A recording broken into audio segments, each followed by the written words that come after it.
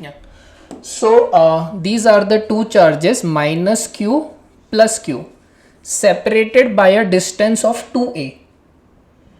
We want to calculate electric field at point P, the net electric field at point P. The distance of P from the dipole. तो हम लोग क्या करेंगे to calculate the distance ना, instead of saying distance from plus q or minus q, we say distance from the center of the dipole. That is given as small r. Now the question is we want to calculate the electric field, the net electric field at P. The electric field at P is because of two charges. पहला charge B. Charge B की electric field है EB in this direction. Charge A की electric field है ये minus Q जो charge है उसकी electric field ऐसे होगी. So resultant electric field will be a vector sum of these two electric field. तो इक्वेशन लिख देते हैं. What is EA? EA किसकी इलेक्ट्रिक फील्ड है? A की. तो इसका डिस्टेंस क्या है A से?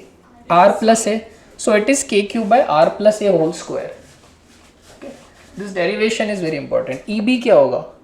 Distance of B from P, r minus a whole square. तो resultant net electric field जब आप निकालने जाओगे आपको इन दोनों का वेक्टर सम करना है, but they are pointing in opposite directions. So you have to do a subtraction. So this is EB minus EA.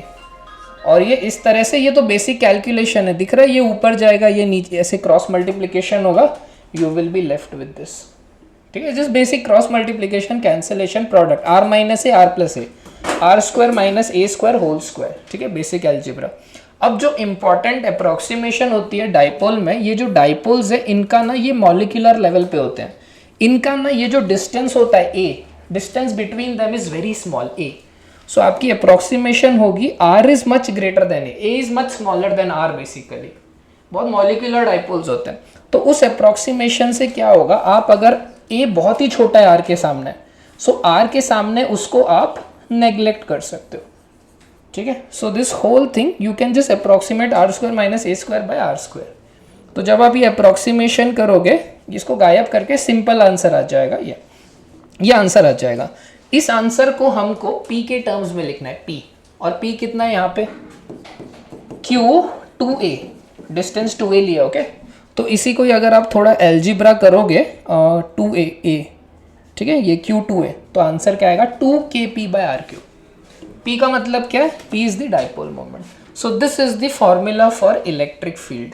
ठीक है, अब इलेक्ट्रिक फील्ड का आप थोड़ा डायरेक्शन भी देख लो. देखो इलेक्ट्रिक फील्ड का डायरेक्शन क्या है? It is in the direction of dipole moment, क्योंकि यहाँ EB ज्यादा है ना. तो अगर आप रिजल्टेंट देखो, ये आपका डाइपोल मोमेंट था, इलेक्ट्रिक फील्ड क्या है यहाँ पे? Along the dipole. ओके, तो ये आपका आंसर हो जाएगा. ये आपका डाइपोल है, यहाँ इलेक्ट्रिक फील्ड होगी ऐसे, यहाँ इलेक्ट्रिक फील्ड होगी ऐसे इस तरफ टुवर्ड्स द डाइपोल मोमेंट. तो ये इलेक्ट्रिक फील्ड का फॉर्मूला. अगर आपको वेक्टर फॉर्म में लिखना है then this is your formula, क्योंकि इलेक्ट्रिक फील्ड और डाइपोल मोमेंट का जो डायरेक्शन है it is exactly the same. So along with the magnitude, what is the formula for magnitude? 2kp by r cube.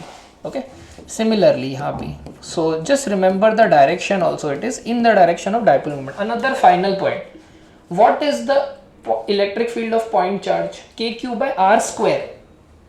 Okay, r square. Dipole की electric field falls even faster, r cube. Okay, denominator बढ़ाने से denominator बहुत बढ़ जाएगा, cube है ना, सो field और जल्दी गिरती है. तो डाइपोल की ना इलेक्ट्रिक फील्ड और तेजी से गिरती है. क्यों? डाइपोल की इलेक्ट्रिक फील्ड कम क्यों होती है कंपेयर टू पॉइंट चार्जेस?